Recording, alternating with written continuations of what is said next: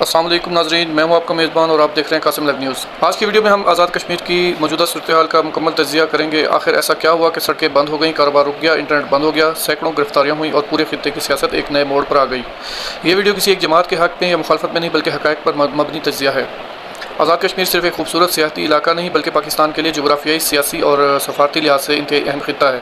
اس کی سرحد line of control کے ساتھ ملتی ہے، اس لیے یہاں ہونے والی ہر پیش رفت پر پاکستان، بھارت اور عالمی میڈیا کی نظر رہتی ہے۔ جون 2026 میں حالات اس وقت کشیدہ ہوئے جب جوائنٹ عوامی ایکشن کمیٹی نے احتجاج اور شٹر ڈاؤن ہڑتال کی کال دی۔ احتجاج کا بنیادی مطالبہ قانون ساز اسمبلی کی ان مخصوص نشستوں سے متعلق تھا جو مہاجرین جموں و کشمیر کے لیے مختص ہیں۔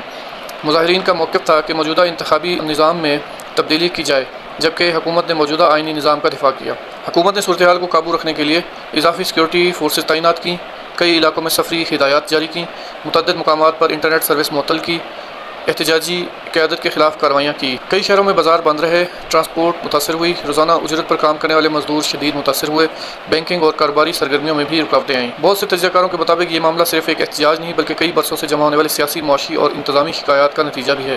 بعض شہری زیادہ مقامی خود مختاری اور بہتر طرز حکمرانی کا مطالبہ کر رہے ہیں، جبکہ حکومت کا کہنا ہے کہ امن و امان برقرار رکھنا اس کی ذمہ داری ہے۔ لیکن سوال یہ ہے کہ آخر عوام کے اصل مطالبات کیا ہیں؟ حکومت کیوں نہیں مکمل طور پر قبول کر رہی؟ اور یہ بحران آنے والے انتخابات پر کیا اثر ڈال سکتا ہے؟ اگر آپ کو یہ تفصیلی تجزیہ پسند آیا ہو تو قاسم لائیو نیوز کو سبسکرائب کریں، ویڈیو کو لائک کریں اور اپنی رائے کمنٹ میں ضرور لکھیں۔ اللہ حافظ۔